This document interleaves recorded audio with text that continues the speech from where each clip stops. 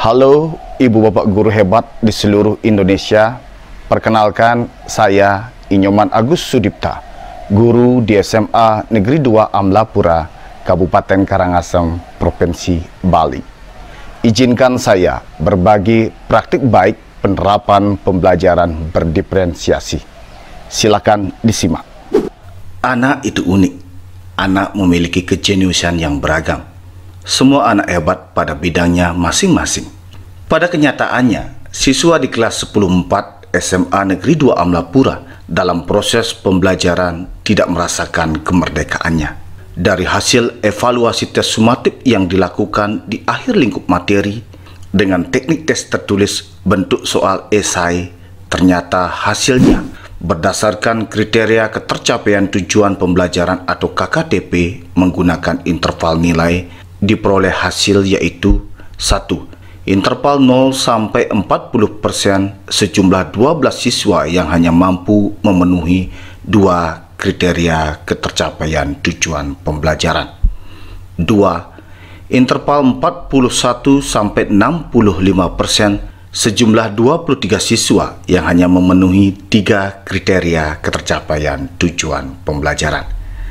3. Interval 66 sampai 85% sejumlah 2 orang siswa yang sudah mampu memenuhi 5 kriteria tujuan pembelajaran.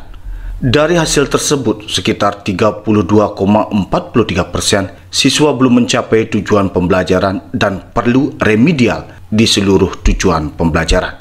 Sekitar 62,16% siswa belum mencapai tujuan pembelajaran dan perlu remedial di bagian tertentu pada tujuan pembelajaran yang belum tuntas.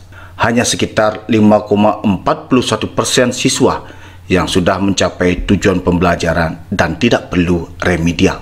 Dari hasil diskusi dengan siswa setelah proses evaluasi, siswa menyampaikan bahwa pemberian kuis dalam bentuk teka-teki silang dan menemukan kata-kata pada kotak ternyata kurang menarik. Siswa hanya terfokus pada satu aktivitas. Makna belajar sesuai dengan minat dan bakat siswa kurang terfasilitasi. Pembelajaran cenderung monoton dan membuat siswa merasa bosan. Menyikapi hal tersebut, dilakukan strategi dengan pendekatan kami agar mampu memberikan pembelajaran berdiferensiasi. Pendekatan yang dilakukan berorientasi pada siswa atau student-centered approach. Pemahaman yang ingin dibangun dari pendekatan kami adalah terbentuknya kelompok anak merdeka dan inspiratif untuk mewujudkan pembelajaran kreatif, aktif, menyenangkan, dan inovatif sehingga terbentuk profil pelajar Pancasila. Untuk mengetahui pengetahuan awal siswa, dilakukan pretest dengan bermain kuis mempergunakan aplikasi Quizizz. Siswa membuka tautan permainan yang sudah dibagikan di WhatsApp grup kelas. Untuk memotivasi semangat dalam bentuk apresiasi, maka siswa yang memperoleh peringkat 1, 2, dan 3 diberikan buku kumpulan cerita pendek atau cerpen berbahasa daerah Bali berjudul Mulih yang dalam bahasa Indonesia artinya pulang. Untuk memfasilitasi kegiatan pembelajaran yang berpihak pada siswa, berdasarkan hasil asesmen diagnostik yang dilakukan, diperoleh data sebanyak 10 siswa yang senang belajar dengan auditori, sebanyak 19 siswa dengan audiovisual, dan 8 siswa dengan kinestetik. Siswa yang senang belajar secara auditori difasilitasi dengan diskusi kelompok. Setiap kelompok diberikan permasalahan yang sudah ditulis pada kertas yang digulung. Anggota kelompok diberikan kebebasan memilih gulungan kertas yang dibagikan, kemudian membacakan permasalahan secara nyaring, dan anggota kelompok lainnya yang mengetahui jawabannya menjawab permasalahan secara nyaring. Siswa yang senang belajar secara audiovisual diberikan video pembelajaran yang sesuai dengan materi melalui tautan YouTube di WhatsApp grup kelas. Siswa menyimak video secara utuh, kemudian menjawab beberapa pertanyaan yang ada di buku siswa. Siswa yang senang belajar secara kinestetik diberikan lembar kerja atau LK yang di dalamnya terdapat beberapa permasalahan yang harus diselesaikan. Siswa bergerak menuju perpustakaan sekolah untuk mencari sumber bacaan dan literatur lainnya untuk menjawab permasalahan pada lembar kerja. Kegiatan dilanjutkan dengan membentuk kelompok. Tujuan dibentuk kelompok untuk memberikan kemerdekaan bagi siswa dalam mengembangkan bakat dan minatnya melalui kelompok anak merdeka dan inspiratif. Siswa sebelum membentuk kelompok terlebih dahulu diajak membuat kesepakatan belajar yang berpedoman pada 1. Partisipasi dalam kelompok, 2. Toleransi, 3. Fokus dan target, 4. Kebersihan kelas, dan 5. Tanggung jawab. Kesepakatan tersebut sebagai pedoman ketika belajar, berdiskusi, berkreativitas, dan berinovasi yang berasal dari siswa untuk menumbuhkan budaya positif. Siswa membentuk kelompok sesuai dengan kesamaannya, yaitu hobi, menu sarapan, musik favorit, dan hewan peliharaan. Siswa membentuk 6 kelompok sesuai dengan dimensi profil pelajar Pancasila. Pembentukan kelompok diiringi dengan musik dan lagu sebagai pemandu kegiatan agar siswa merasa senang saat membentuk kelompok.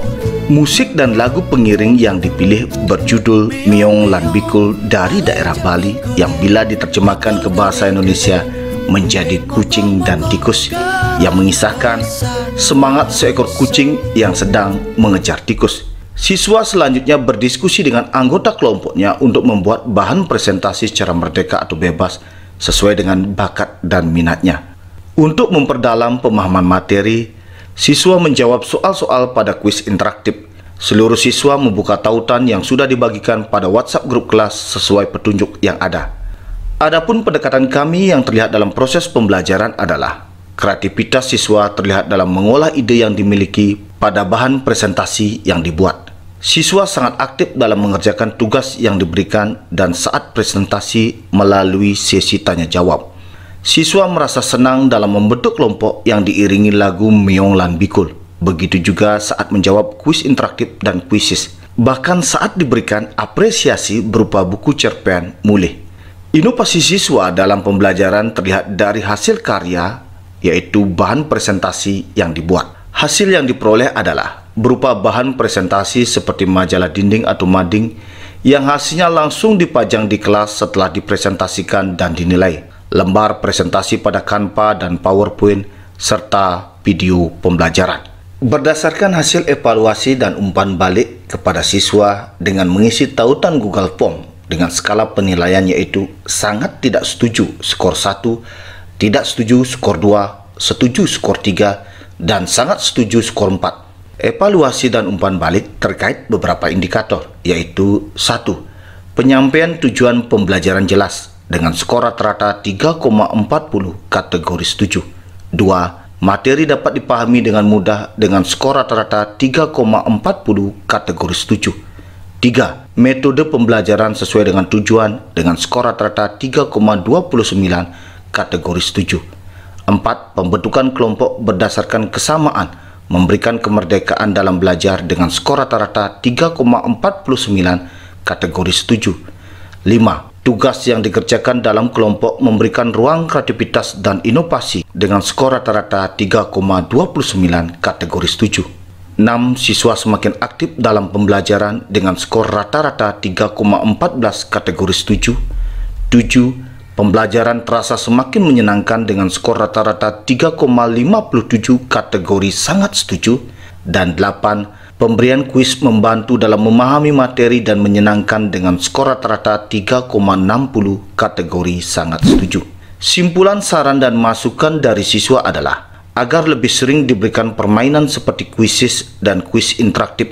Metode pembelajaran dengan pendekatan kami terus dilakukan. Hambatan dan tantangan dari pendekatan kami dengan Miyong Lan Bikul adalah waktu presentasi yang kurang dan jaringan internet belum masuk ke kelas. Tindak lanjut yang akan dilakukan adalah terus menerapkan pendekatan kami yang nantinya akan dipadukan dengan beberapa aktivitas untuk membangun motivasi belajar siswa dan mengintegrasikan dengan permainan tradisional Bali.